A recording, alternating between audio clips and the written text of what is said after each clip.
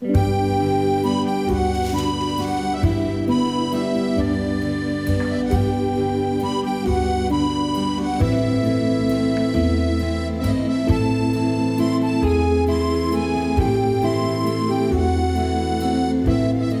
everyone and welcome to another video.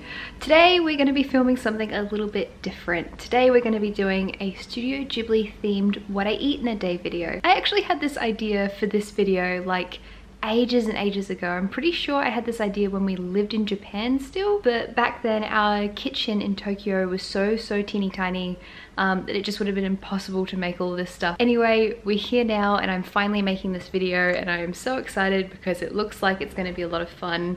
I spent a lot of time researching like what Studio Ghibli meals I want to make. I will put this little caveat in here though that like I'm not an amazing cook, and because of like ingredient availability and the cooking methods are going to be slightly different, the meals aren't going to be made in exactly the same way that they're necessarily made in the films. But I went food shopping last night and like bought all my ingredients and some of the things weren't perfect and we're just gonna have to go with it. And it's just gonna be a lot of fun. It won't be like exactly precisely perfect, but yeah, it will be really good anyway. Right now it's pretty early, it's like 8:30 on Saturday morning, and I'm going to kick this off by making pancakes from Kiki's delivery service.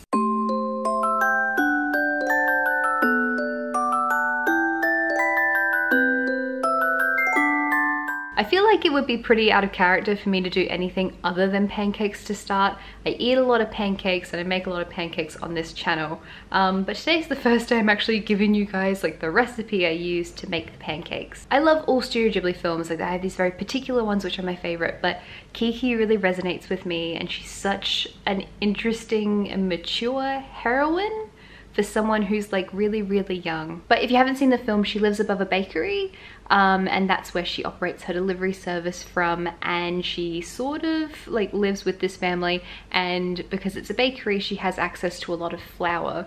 And she doesn't have a lot of money, so she makes a lot of pancakes.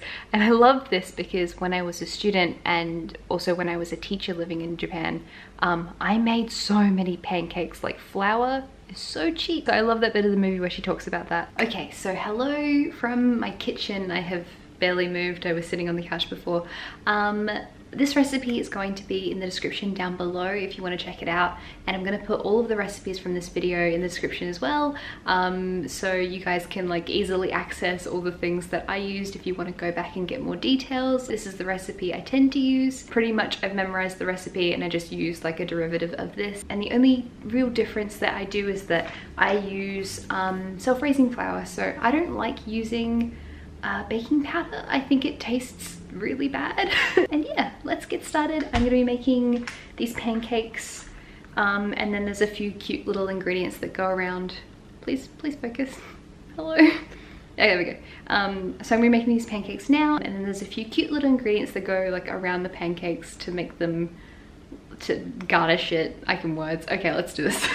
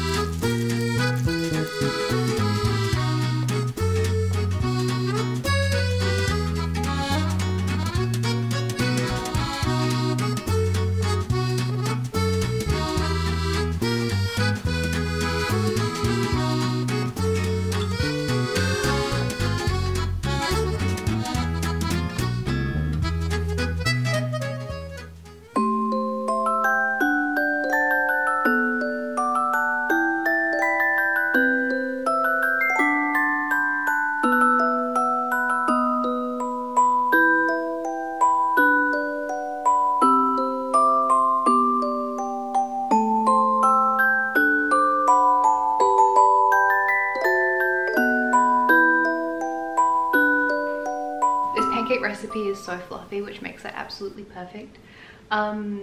Yeah, I think it turned out really, really well. So I used like the Lonely Girl pancake recipe.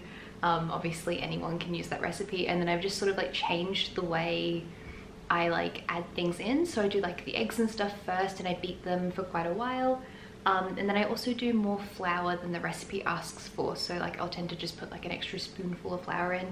But yeah, this all turned out really, really well. These little tomatoes, so these ones here, they're really cute. They were fresh from the market last night. So we have this really cool fresh produce market in Adelaide called the Central Markets. And I bought those from there last night, so they're like really delicious. And then for the sausage, I ended up using chorizo sausage because it was on sale, and to get pepperoni it was like way too big and it was really, really expensive. So I got chorizo, which is like a little bit more spicy. Overall, super duper happy with this, and it's delicious, so I'm gonna keep eating this now. Okay, it is now lunchtime and I'm going to be making the ramen from Ponyo. Ponyo is the movie I really, really like to watch when it's like rainy outside and like I'm feeling super duper cozy. And it's just a very, very comforting Ghibli movie to watch. Like, they're all comforting. I keep like trying to like pick out favorites and say what I like the most about each particular Ghibli film, but honestly I adore them all. They're all very comforting, but Ponyo I think is especially comforting on like a rainy day. In the movie Ponyo, there's this bit when it's like really, really stormy and rainy outside, and Ponyo and Sosuke are having ramen.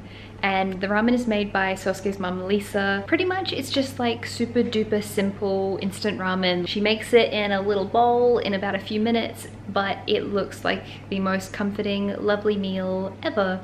And that is the meal I want to make today. This is the one where I'm going to change up the cooking method a bit.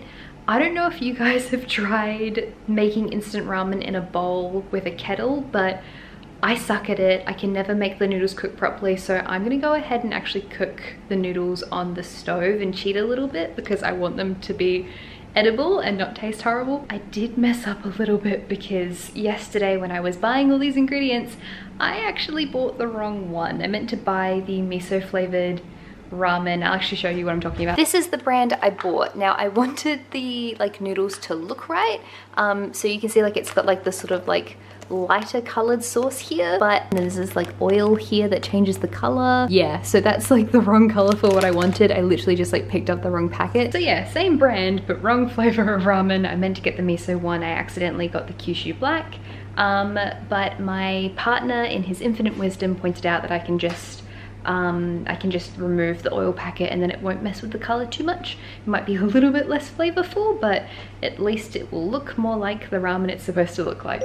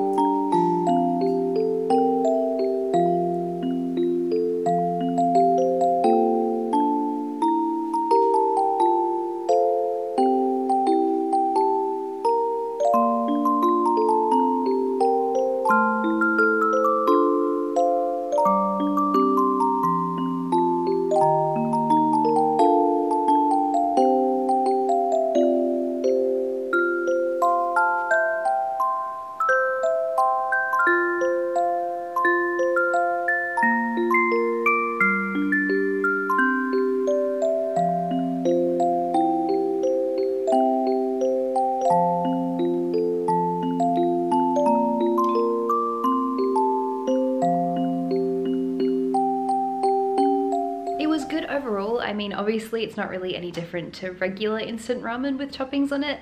I will say though, the ham was way too thick. Like, it was way too thick. It was kind of overpowering. I think maybe next time, if I were to remake this again, or if you want to remake this at home, don't get ham that thick. Like, I couldn't find ham thick enough from like the pre-bought ham that you can get, so I had to like ask someone to specifically cut it. If you need to ask someone to specifically cut it, maybe get like half a centimeter, not a centimeter. It looked relatively similar to how it was supposed to look, but I think the ham was a little bit too big for the bowl and it was like the wrong type of ramen. But in terms of like trying to loosely recreate it, I think I did a reasonably good job. It wasn't very difficult to do. So yeah, overall pretty good, too much ham, otherwise pretty good.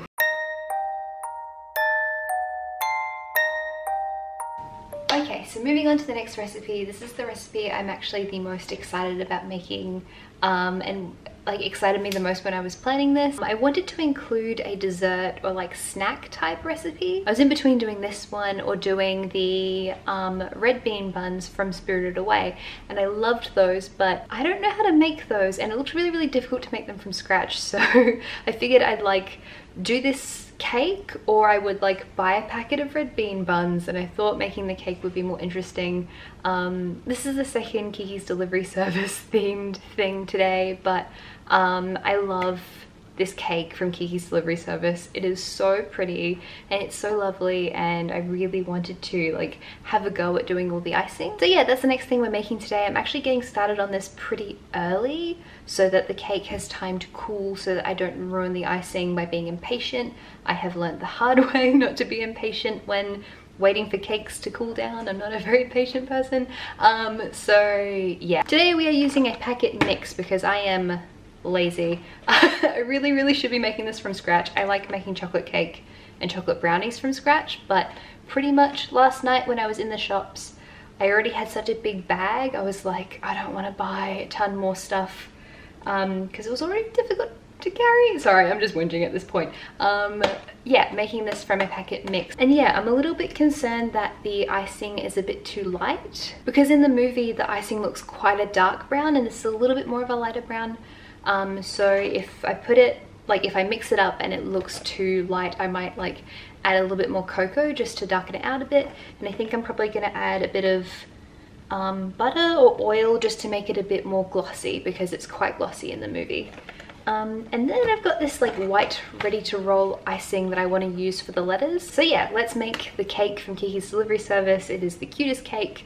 I'm so excited. I hope I don't mess up the icing. Let's get started.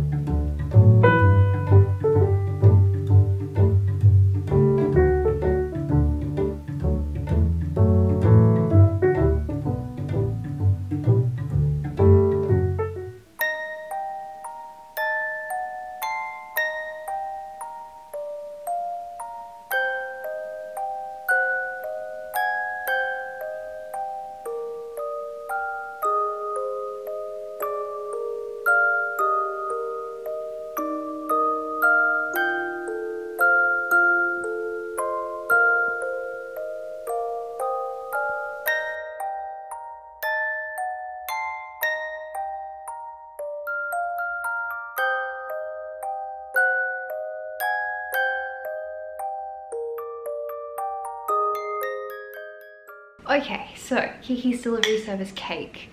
I have learned a lot from this experience. I thought I was being quite cunning and being like, oh, I'll put the icing in the fridge and then all the things won't slowly melt off the sides.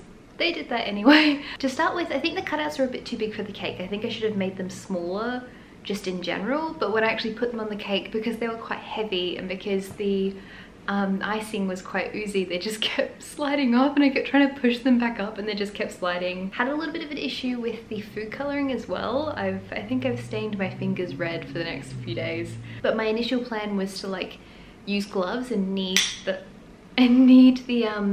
food coloring right into the icing, and that way it would be like consistent the whole way through, but it looked really like tie-dyed and weird, and it became a really gross sticky consistency.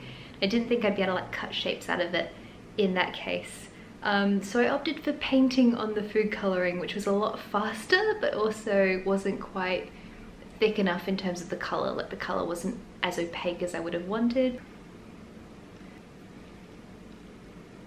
I think it turned out really well. Like overall, I think it looks reasonably close to the way the cake is supposed to look, even though it looks a bit quirky and different. It is like 5:30 now. I'm pretty sure I started the icing 2 hours ago. So yeah, took like 2 hours to do that icing, just to like cut it all out and make it and sketch it and do all the things. But yeah, now I'm gonna go, well, I'm gonna stay here and finish my chocolate cake and just chill out for a bit, because I'm now kind of like exhausted on like a spiritual level. That was it took us such a long time to make that icing. And then soon I'm gonna get started on dinner, which will be the last Ghibli themed recipe slash meal of today.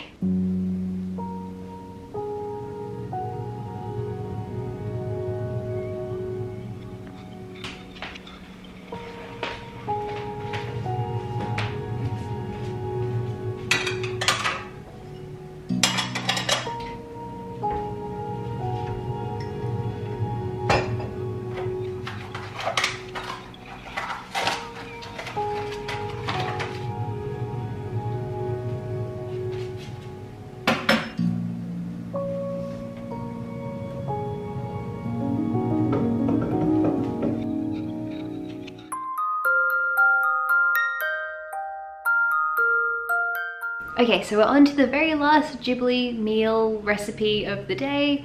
It's pretty much dinner time now, so I'm gonna start cooking, and I'm gonna be making the soup from The Secret Life of Arrietty. I love this one as well. It's about a, I can't remember what they're called. I think they're called like borrowers. They're these teeny tiny little people that sort of live in this house, and they borrow things from the humans who live there. So Arrietty is actually really small in size. Her family in that film make this really nice looking soup. Now the soup they make is absolutely tiny, but it's very cute and it looks very cozy. It's a nice like vegetable soup, and it looked like not terribly difficult to make, which is a welcome change after the icing I did for that cake just now. I found a recipe on Tumblr of all places that looks pretty easy to follow. It's very difficult to ruin a good vegetable soup. So instead of putting milk in this soup, which is like more of like a creamy vegetable soup, I'm going to be using coconut milk. I could have picked between this and soy milk, but soy milk has such a soy milk taste to it, and it curdles really easy when you heat it up. So I thought that coconut milk would probably be a good alternative. I think I also omitted the parsley because it kind of just seemed like overkill. Oh, and I also omitted the leek because the person who wrote the post said that you didn't actually need the leek in it. So I'm not using that either. So yeah, without further ado, let's get started on dinner, and I'm gonna be making the soup from The Secret Life of Arrietty.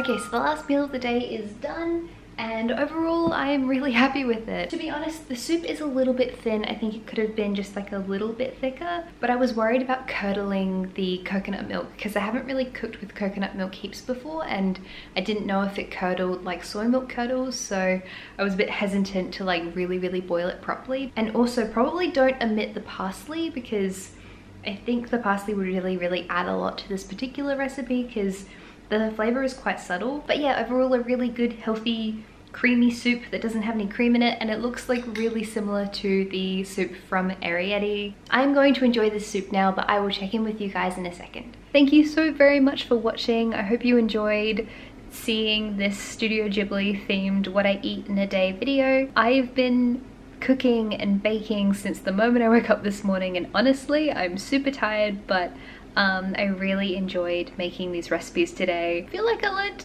so much today with the things that went slightly wrong. But yeah, overall super happy with most of the recipes. Everything I ate was really good. As to whether they were 100% accurate is debatable for a couple of them. Please let me know if you enjoyed this video by giving it a like or commenting down below. There were so many more Studio Ghibli recipes I could have made, so if you guys really like this, I could consider doing a part 2. But let me know what you thought of it. But yeah, I'm gonna go head off now and eat more of that Kiki's delivery service cake and probably do some reading and then go to bed. Thank you guys so very much for watching. Take care, and I will see you next time. Bye bye.